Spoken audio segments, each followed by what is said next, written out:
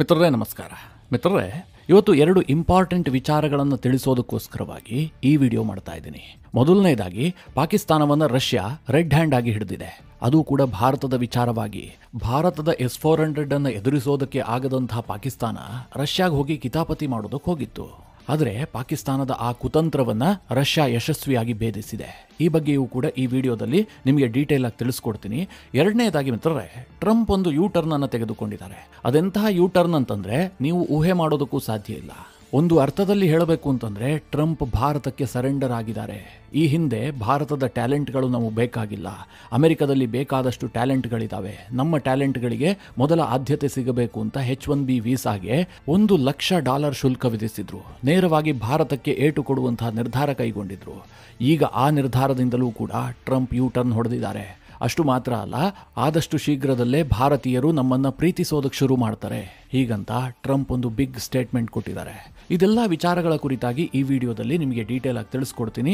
ನೀವು ಈ ವಿಡಿಯೋನ ಕೊನೆವರೆಗೂ ಮಿಸ್ ಮಾಡದೆ ನೋಡಿ. ಮೊದಲಿಗೆ ಈ ಪಾಕಿಸ್ತಾನದ ವಿಚಾರವನ್ನೇ ಹೇಳಿಬಿಡ್ತೀನಿ.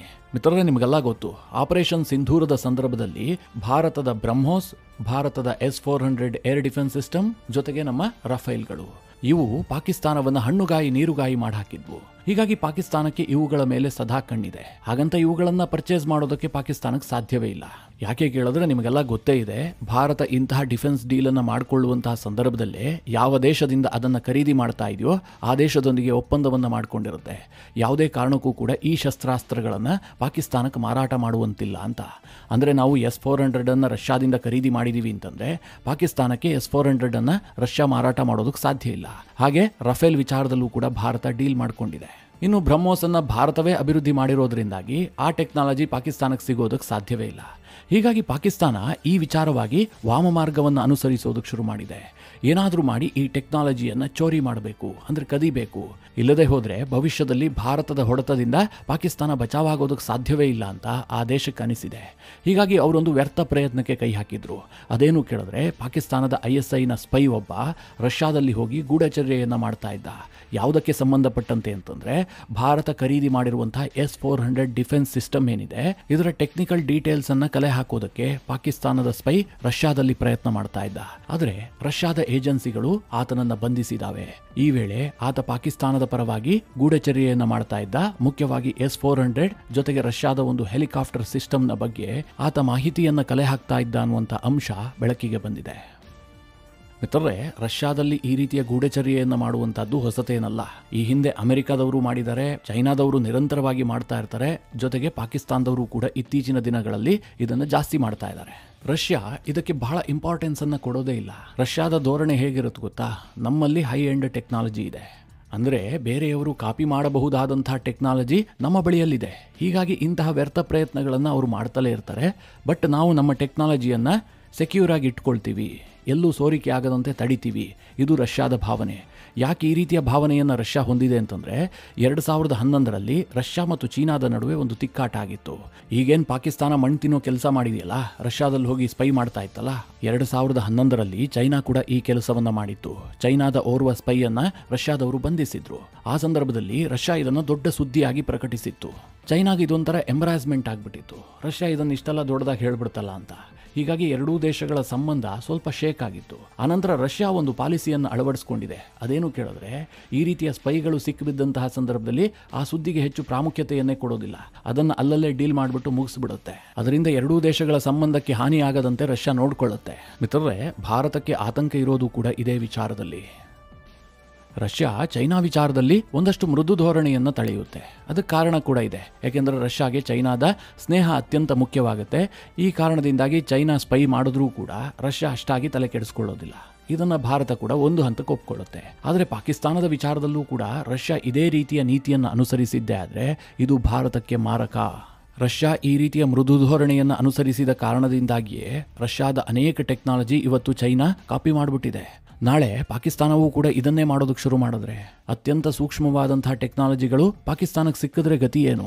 ಇದರ ಬಗ್ಗೆ ಭಾರತಕ್ಕೆ ಸಹಜವಾಗಿ ಕಳವಳ ಇದೆ. ಹೀಗಾಗಿ ಈಗೇನು ಸುದ್ದಿ ಬಂದಿದೆಯಲ್ಲ, ರಷ್ಯಾದಲ್ಲಿ ಪಾಕಿಸ್ತಾನದ ಓರ್ವ ಸ್ಪೈಯನ್ನು ಬಂಧಿಸಲಾಗಿದೆ, ಆತ S-400ಗೆ ಸಂಬಂಧಪಟ್ಟಂತಹ ಮಾಹಿತಿಯನ್ನು ಕದೀತಾ ಇದ್ದ ಅನ್ನುವಂಥ ವಿಚಾರ ಇದೆಯಲ್ಲ, ನಿಜವಾಗ್ಲೂ ಭಾರತಕ್ಕೆ ಸ್ವಲ್ಪ ತಲೆಬಿಸಿಯನ್ನು ತಂದಿಟ್ಟಿದೆ. ಇದಿಷ್ಟು ರಷ್ಯಾದ ಕತೆ ಆದರೆ ಈಗ ಅಮೆರಿಕದ ಕತೆಗೆ ಬಂದ್ಬಿಡೋಣ. ನಿಮಗೆಲ್ಲ ಗೊತ್ತು, ಟ್ರಂಪ್ ಇತ್ತೀಚೆಗೆ ಒಂದು ತೀರ್ಮಾನವನ್ನು ಕೈಗೊಂಡಿದ್ರು. ಅದೇನು ಕೇಳಿದ್ರೆ, ಅಮೆರಿಕದ ಬಳಿಯಲ್ಲಿ ಬೇಕಾದಷ್ಟು ಟ್ಯಾಲೆಂಟ್ಗಳಿದ್ದಾವೆ, ಹೀಗಾಗಿ ನಾವು H-1B ವೀಸಾಗೆ ಕಡಿವಾಣ ಹಾಕ್ತೀವಿ. ಈ H-1B ವೀಸಾದ ಕಾರಣದಿಂದಾಗಿ ಅಮೆರಿಕದ ಟ್ಯಾಲೆಂಟ್ಗಳಿಗೆ ಕೆಲಸ ಸಿಗ್ತಾ ಇಲ್ಲ.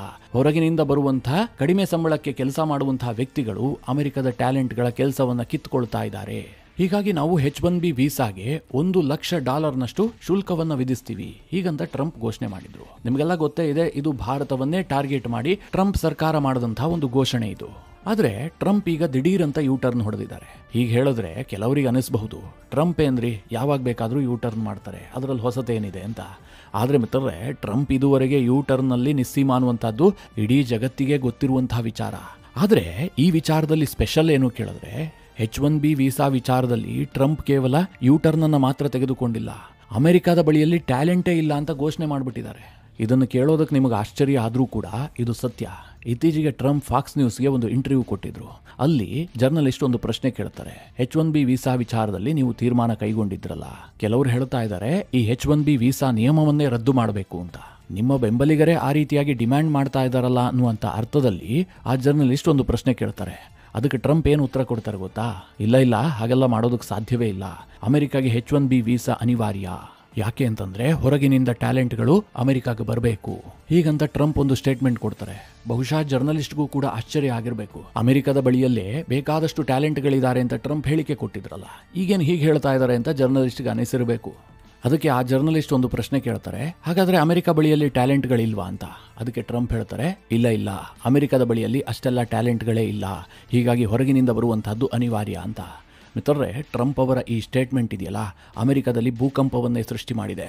ಅದರಲ್ಲೂ ಮುಖ್ಯವಾಗಿ ಟ್ರಂಪ್ ಬೆಂಬಲಿಗರಿದಾರಲ್ಲ, ಅದರಲ್ಲೂ ಈ ಮಾಗಾ ಬೆಂಬಲಿಗರು, ಅವರನ್ನ ಟ್ರಂಪ್ ಅವರ ಈ ಹೇಳಿಕೆ ರೊಚ್ಚಿಗೇಳುವಂತೆ ಮಾಡಿದೆ. ನನಗನ್ಸುತ್ತೆ ಮಿತ್ರರೇ, ಟ್ರಂಪ್ ಸಿಡಿಸಿದಂಥ ಒಂದು ದೊಡ್ಡ ಟ್ರುತ್ ಬಾಂಬ್ ಅಂತ. ಟ್ರಂಪ್ ಲೇಟ್ ಆಗಿ ಸತ್ಯವನ್ನ ಅರ್ಥ ಮಾಡ್ಕೊಂಡಿದ್ದಾರೆ.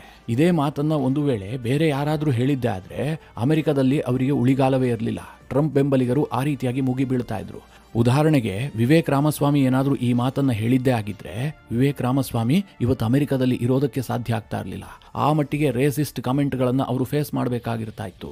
ಆದ್ರೆ ಈ ಸತ್ಯವನ್ನ ಟ್ರಂಪ್ ಅವರೇ ಹೇಳಿದ್ರಿಂದಾಗಿ ಟ್ರಂಪ್ ಅವರ ಬೆಂಬಲಿಗರು ಇವತ್ತು ಭ್ರಮನಿರಸನಗೊಂಡಿದ್ದಾರೆ. ಹಾಗಾದ್ರೆ ಟ್ರಂಪ್ ಯಾಕೆ ಹೀಗೆ ಹೇಳಿದ್ರು? ಈ ಹೇಳಿಕೆಯ ಹಿಂದಿನ ಉದ್ದೇಶ ಏನು? ಟ್ರಂಪ್ ಅವರು ನಿಧಾನವಾಗಿ ಭಾರತದ ವಿಚಾರದಲ್ಲಿ ಮೃದು ಧೋರಣೆಯನ್ನು ತಳಿತಾ ಇದ್ದಾರಲ್ಲ, ಕಾರಣ ಏನು? ಈ ಪ್ರಶ್ನೆಯನ್ನ ಕೇಳಿದ್ದೆ ಆದ್ರೆ ಇದಕ್ಕೆ ಅನೇಕ ಕಾರಣಗಳಿದಾವೆ. ಮೊದಲನೇದಾಗಿ, ಅಮೆರಿಕದ ಸ್ಥಳೀಯ ಸಂಸ್ಥೆಯ ಚುನಾವಣೆಗಳಲ್ಲಿ ಟ್ರಂಪ್ ಅವರ ಪಕ್ಷಕ್ಕೆ ತೀವ್ರ ಹಿನ್ನಡೆ ಆಗ್ತಾ ಇದೆ. ಕಳೆದ 3 ಚುನಾವಣೆಯಲ್ಲಿ ಟ್ರಂಪ್ ಅವರ ಪಕ್ಷಕ್ಕೆ ಸೋಲಾಗಿದೆ. ಅದಕ್ಕೆ ಕಾರಣ ಏನು ಕೇಳಿದ್ರೆ, ಟ್ರಂಪ್ ಅವರನ್ನ ಇವತ್ತು ಭಾರತ ಮೂಲದ ಅಮೆರಿಕನ್ನರು ಯಾರೂ ಕೂಡ ಬೆಂಬಲಿಸ್ತಾ ಇಲ್ಲ. ಅಷ್ಟೇ ಏಕೆ, ಆಫ್ರಿಕಾ ಮೂಲದ ಅಮೆರಿಕನ್ನರು ಕೂಡ ಟ್ರಂಪ್ ಅವರನ್ನ ಹೇಟ್ ಮಾಡೋದಕ್ಕೆ ಶುರು ಮಾಡಿದ್ದಾರೆ. ಈ make America great again campaign ಇದೆಯಲ್ಲ, ಇದು ಟ್ರಂಪ್ ಅವರಿಗೆ ಬಹಳ ದೊಡ್ಡ ಹೊಡೆತ ಕೊಡ್ತಾ ಇದೆ. ಒಂದು ದೊಡ್ಡ ಸತ್ಯ ಏನು ಕೇಳಿದ್ರೆ, ಇವತ್ತು ಅಮೆರಿಕ ಇದೆಯಲ್ಲ, ಇದು ವಲಸಿಗರಿಂದಲೇ ತುಂಬಿರುವಂತಹ ದೇಶ. ಅಂದ್ರೆ 1-2-3 ಶತಮಾನಗಳಿಂದ ನಿರಂತರವಾಗಿ ಅಲ್ಲಿಗೆ ವಲಸೆ ಹೋಗಿದ್ದಾರೆ.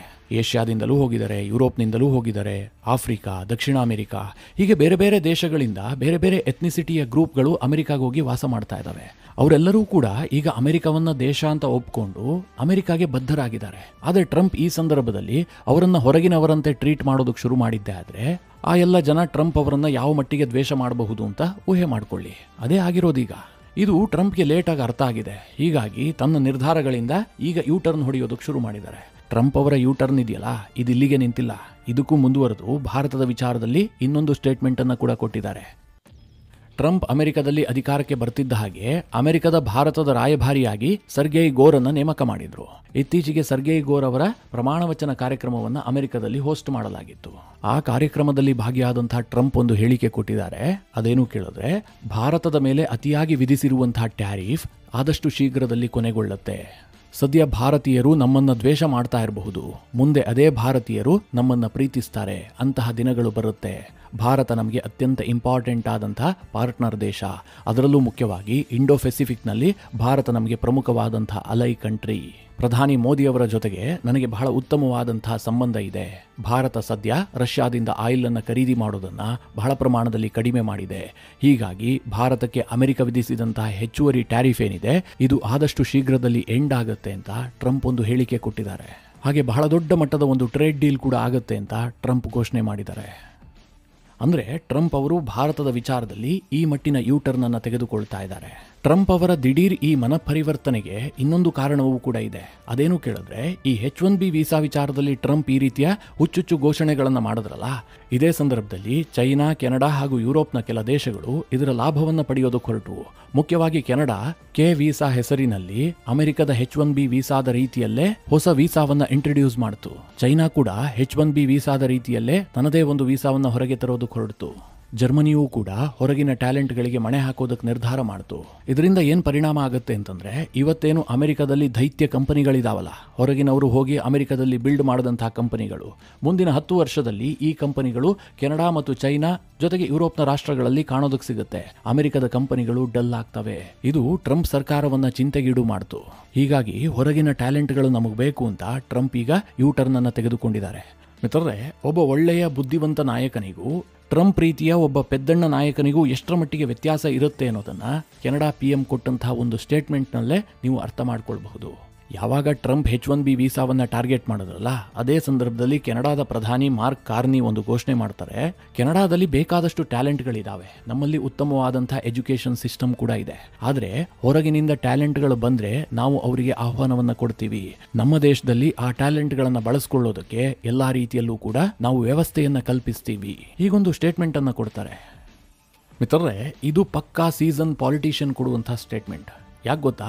ಅವರೆಲ್ಲೂ ಕೂಡ ಕೆನಡಾದ ಬಳಿಯಲ್ಲಿ ಟ್ಯಾಲೆಂಟ್ ಇಲ್ಲ, ನಮ್ಮ ಬಳಿಯಲ್ಲಿ ಉತ್ತಮವಾದಂತಹ ಎಜುಕೇಷನ್ ಸಿಸ್ಟಮ್ ಇಲ್ಲ, ನಮ್ಮ ಜನ ಕೆಲಸ ಮಾಡೋದಿಲ್ಲ, ಇದನ್ನು ಹೇಳಲೇ ಇಲ್ಲ.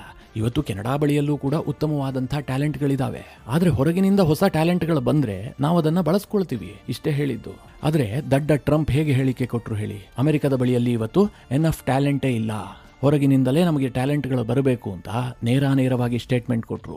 ಇದು ಅಮೆರಿಕದಲ್ಲಿ ಟ್ರಂಪ್ ಅವರ ರೈಟ್ ವಿಂಗ್ ಬೆಂಬಲಿಗರಿದ್ದಾರಲ್ಲ, ಇವರನ್ನ ಕೆರಳಿಸಿದೆ. ಇವರೇ ಈಗ ಟ್ರಂಪ್ ವಿರುದ್ಧವಾಗಿ ಮಾತನಾಡೋದಕ್ಕೆ ಶುರು ಮಾಡಿದ್ದಾರೆ. ಮಿತ್ರರೇ, ಈ ಎಲ್ಲ ವಿಚಾರಗಳ ಕುರಿತಾಗಿ ನಿಮ್ಮ ಅನಿಸಿಕೆ ಅಭಿಪ್ರಾಯಗಳೇನು? ಕಮೆಂಟ್ ಮಾಡುವ ಮೂಲಕ ನಮಗೆ ತಿಳಿಸಿ. ಹಾಗೆ ನಿಮಗೆ ಈ ವಿಡಿಯೋ ಇಷ್ಟವಾದರೆ ಲೈಕ್ ಮಾಡಿ. ಜೊತೆಗೆ ನೀವಿನ್ನೂ ನಿಮ್ಮ ನೆಚ್ಚಿನ ಸಂಸ್ಕಾರ ಸೌರಭ ಯೂಟ್ಯೂಬ್ ಚಾನಲ್ನ ಸಬ್ಸ್ಕ್ರೈಬ್ ಮಾಡಿಲ್ಲ ಅಂತಂದರೆ ಈ ಕೂಡಲೇ ಸಬ್ಸ್ಕ್ರೈಬ್ ಮಾಡಿ. ಮುಂದಿನ ಎಲ್ಲ ಅಪ್ಡೇಟ್ಗಳ ನೋಟಿಫಿಕೇಷನ್ಗಾಗಿ